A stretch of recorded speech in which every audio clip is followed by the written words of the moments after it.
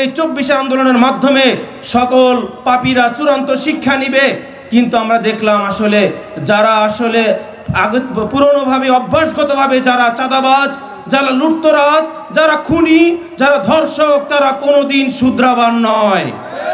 আমরা দেখলাম এই 24-এর পরে আবার দেখলাম নতুন খুনি, নতুন চাঁদাবাজ, নতুন লুটতরাজ, নতুন ধর্ষক আমাদের সামনে এসে হাজির হয়েছে। তা আমরা বলতে চাই, যদি সত্যিকার অর্থেই এই দেশকে একটি সুখী সমৃদ্ধশালী দেশ হিসাবে উপহার দিতে হয়, তাহলে আমাদের আদর্শবান যুবকদেরকে জাগতে হবে। ইসলামী যুব আন্দোলন বাংলাদেশ আজকে নবম প্রতিষ্ঠাবার্ষিকী সম্মেলন আজকে পালন করছে। এই নবম প্রতিষ্ঠাবার্ষিকীতে আমরা শপথ গ্রহণ করতে চাই, এ দেশ হবে এমন একটি দেশ যে দেশে কোনো খুন থাকবে না, রাহাজানি থাকবে না, কোনো মানুষের অধিকার হরণ হবে না, মা বোনরা ধর্ষিত হবে না।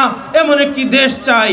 এমন একটি দেশ চাইতে হলে যুবকদেরকে জাগ্রত হতে হবে।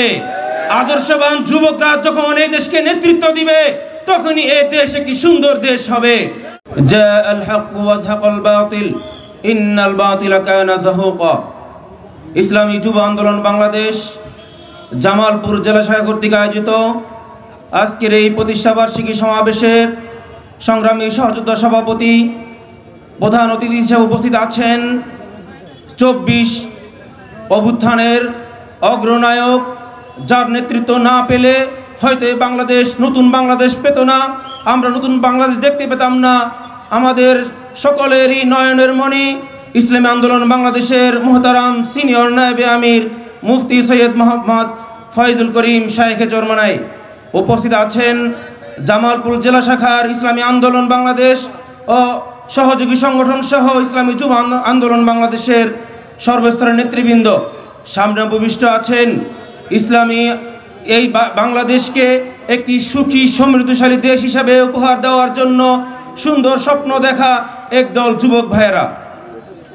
আজকে আমরা এই সমাবেশে উপস্থিত হয়েছি, হাজার হাজার যুবক ভাইয়েরা উপস্থিত হয়েছেন।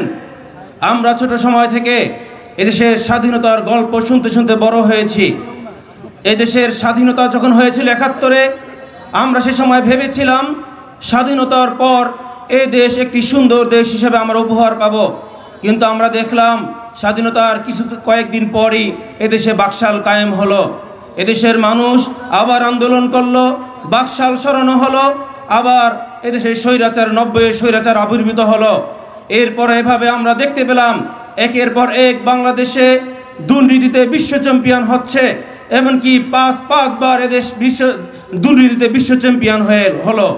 এইভাবে চলতে চলতে একটা সময় দেশের যুবক ভাইয়েরা, সচেতন যুবক ভাইয়েরা, তাদের মনের মধ্যে অগ্নিস্ফুলিঙ্গে জেগে উঠল।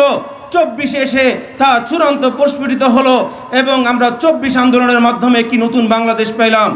আমরা স্বস্তি পেতে শুরু করতে চাইলাম যে হয়তো এই 24 আন্দোলনের মাধ্যমে সকল পাপীরা চূড়ান্ত শিক্ষা নিবে, কিন্তু আমরা দেখলাম আসলে যারা আসলে পুরনোভাবে অভ্যাসগতভাবে যারা চাঁদাবাজ, যারা লুটতরাজ, যারা খুনি, যারা ধর্ষক, তারা কোনোদিন শুধরাবার নয়।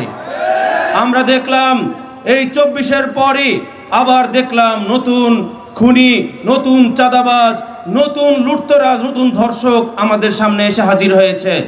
তা আমরা বলতে চাই, যদি সত্যিকার অর্থেই এই দেশকে একটি সুখী সমৃদ্ধশালী দেশ হিসাবে উপহার দিতে হয়, তাহলে আমাদের আদর্শবান যুবকদেরকে জাগতে হবে। ইসলামী যুব আন্দোলন বাংলাদেশ আজকে নবম প্রতিষ্ঠাবার্ষিকী সম্মেলন আজকে পালন করছে।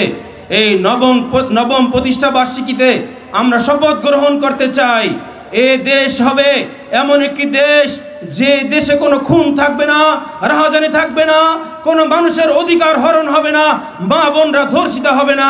এমন একটি দেশ চাই। এমন একটি দেশ চাইতে হলে যুবকদেরকে জাগ্রত হতে হবে। আদর্শবান যুবকরা যখন এই দেশকে নেতৃত্ব দিবে, তখনই এই দেশ একটি সুন্দর দেশ হবে।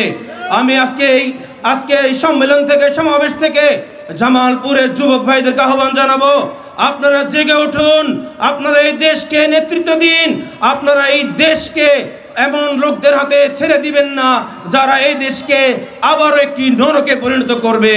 এই আশাবাদ ব্যক্ত রেখে সকলকে আহ্বান জানাবো, সত্যের পথে সংগ্রামী, মিথ্যার চিরপ্রতিবাদী এক দুর্জয় কাফেলা ইসলামী যুব আন্দোলন বাংলাদেশে সবাইকে আহ্বান জানিয়ে আমার আলোচনা এখানে শেষ করছি। আসসালামু আলাইকুম ওয়া রাহমাতুল্লাহি ওয়া বারাকাতুহু।